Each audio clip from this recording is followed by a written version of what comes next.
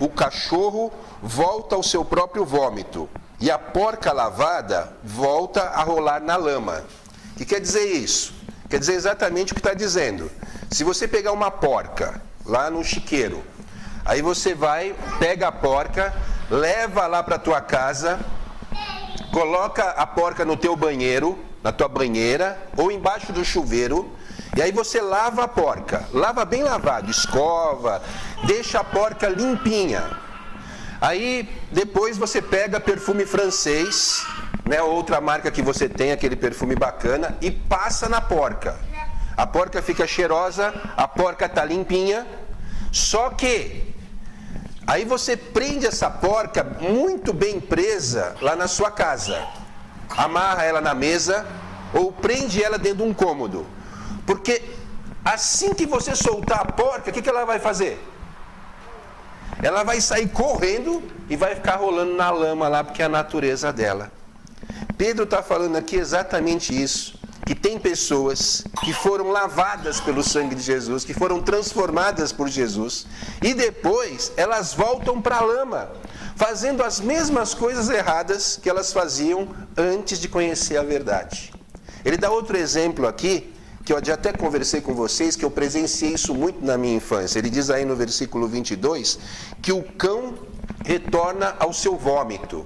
E eu me lembro disso, porque eu tinha um cachorro chamado Leão, e morava numa casa onde atrás da minha casa tinha uma área de mata muito grande. O leão saía, comia porcarias lá que ele achava, e o leão vivia com problema estomacal. Acho que tinha um problema sério gástrico, até pelas porcarias que comia. Aí eu vi essa cena algumas dezenas de vezes na minha infância. O leão vinha e comia mato, porque cachorro com dor de barriga, gato, eles comem mato. Eu não sei porquê, mas eles comem. Ele comia mato. Aí passava alguns minutos, o leão ia lá no quintal e vomitava. Passava mais alguns minutos, o leão ia lá e comia o vômito. Mas você sabia que isso é o que acontece na vida de muito cristão? Ele volta a rolar na lama, ele volta a comer o próprio vômito, que são aqueles hábitos que ele tinha e que ele voltou a fazer. E Pedro está falando sobre isso. E de quem alguém é vencido, dele se torna escravo. Posso te dar alguns exemplos? Sabe o que é corrupção? Um dia eu fui num colégio e a gente estava vendendo alguns produtos. Faz muitos anos isso. Era tipo de um certificado que eu estava vendendo. Eu procurei a direção do colégio para vender aquele produto. Enquanto eu estava esperando para falar com a coordenadora do colégio, tinha um pai conversando com ela. Ela falou, espera um pouquinho que eu já falo com você. Eu sentei lá e fiquei esperando. Quando o pai saiu, eu entrei na sala dela para mostrar o nosso produto, falar do nosso trabalho. A coordenadora estava indignada. Sabe por que ela estava indignada? Porque aquele pai, era final de ano, o filho dele tinha sido reprovado. Ele era um colégio pago, não vou falar o nome por questão de ética, tá? Mas é um colégio conceituado aqui da região. O filho tinha repetido de ano. E o pai estava indo lá para pagou a escola, deu um dinheiro lá, subornou a escola para eles aprovarem o filho. A coordenadora pedagógica disse, e a direção da escola aceitou. Aceitou o suborno, aceitou o dinheiro, aceitou a grana para o menino passar. Então nós temos ali um pai corruptor, nós temos ali a direção daquela escola que deveria ter o papel de educar e está aceitando o suborno para passar o menino de ano. E nós temos o filho que está na outra ponta, que já está sendo treinado para aprender como se corrompe. Um sistema de escravidão. Aí a gente olha lá para o governo e a gente fica assim, como que esses políticos estão metidos nessas encrencas, são subornados, subornam, está um mar de lama, mas e no nosso dia a dia? E no nosso dia a dia, numa situação como essa, de uma entidade, uma instituição que deveria educar e está sendo corrompida por causa do dinheiro. Não sei quanto ele deu, mas a coordenadora estava absolutamente indignada e com razão. Então, no dia a dia, as pessoas são corrompidas. A corrupção, O ser escravo do pecado, ser dominado pelo erro, ele começa já muito cedo. Quando a mãe, quando vai pegar um ônibus, você trabalha com isso? Você sabe disso? Quando ela vai pegar uma condução, e ela mente a idade do filho para o filho não pagar a condução. Então, ela já fala para o menino que tem 8, 9 anos, fala que tem, qual é a idade que não paga? 6 anos. Fala que você tem 6, mas tem 8. Por aí você passa por baixo da catraca. Ó o pecado. Ó o menino já aprendendo a ser corrupto desde cedo, no dia a dia, numa coisa cotidiana. As pessoas, elas têm uma vida assim. Deus não me chamou para ser escravo. Deus me chamou para ser livre.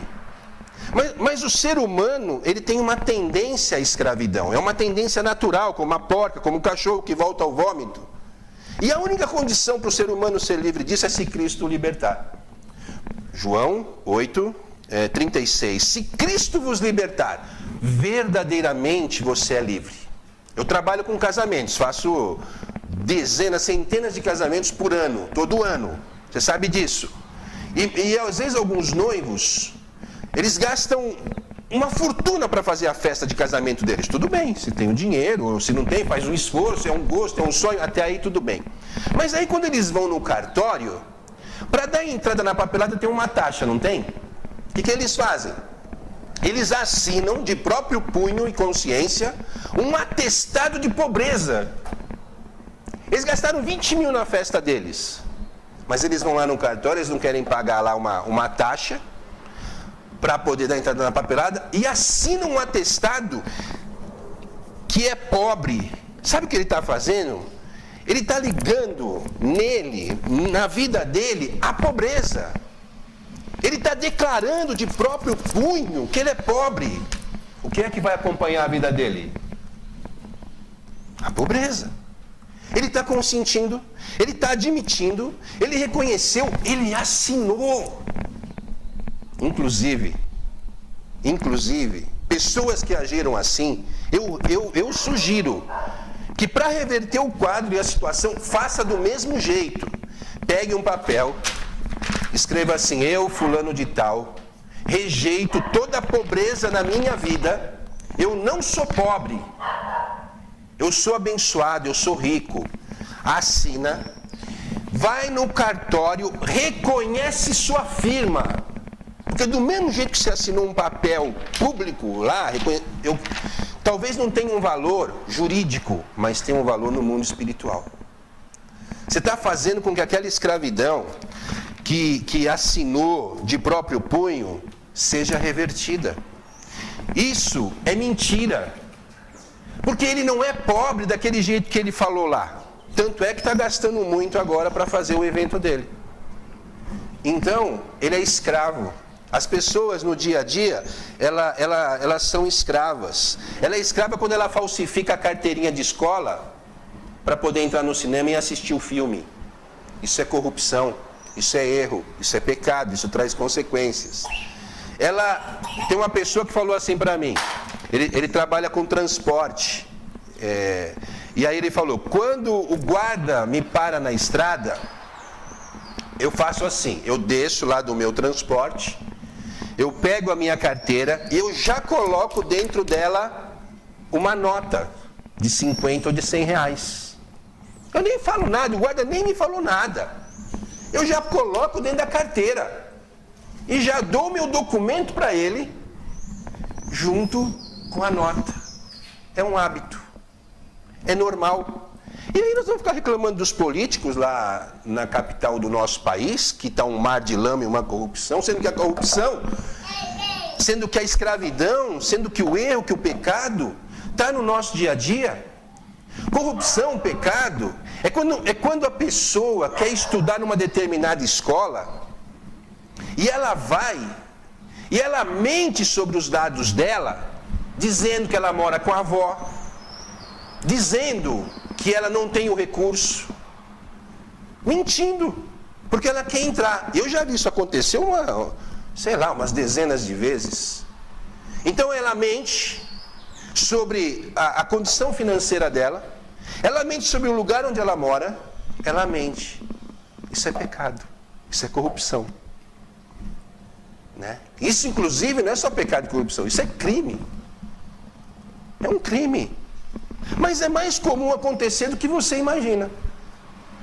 Então, quando a gente fala de escravidão, não estou me referindo a só um vício que a pessoa tem, isso também. Mas eu estou me referindo às atitudes do dia a dia que tornam a pessoa uma escrava, uma mentirosa, uma pessoa que, se ela for investida de um cargo maior, ela vai corromper do mesmo jeito. Sabe por quê? Porque isso daí já está dentro dela. Fui outro dia num hospital, já contei isso aqui também, e está lá uma pessoa que eu conhecia da igreja. Né? Não estava mais na nossa igreja, mas eu conheci na igreja. E estava lá no hospital, tinha ido levar minha filha. E aí, tá doente? Não estou não. E ele sentado lá no meio do pessoal, né? Um monte de gente lá para ser atendido. Veio trazer alguém? Não. Mas o que você está fazendo aqui? Não, é que eu não quero ir trabalhar hoje, aí eu vim pegar atestado. Ele falou assim. Eu falei, você está falando sério? Eu tô. Ele foi lá no hospital público para pegar um atestado que ele não queria trabalhar naquele dia. Isso é engano. Isso é mentira. Isso aí é ligado à corrupção. E as pessoas, elas fazem isso, mas na maior cara de pau, na maior cara lavada, é normal. É tudo normal. Mas os olhos de Deus, eles estão em toda parte. E o que está sendo falado hoje com você é que você é chamado à liberdade e não à escravidão. E diz mais, aqui a palavra de Deus. Você não pode usar da sua liberdade para dar ocasião ao erro. Nós temos que usar a nossa liberdade com sabedoria.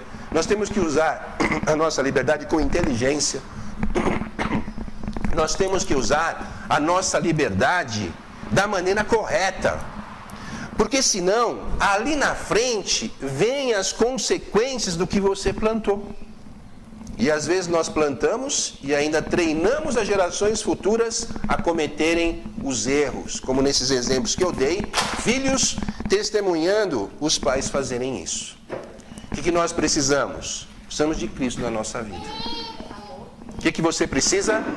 Precisa de Cristo na sua vida. Quem crê assim? É assim que você crê?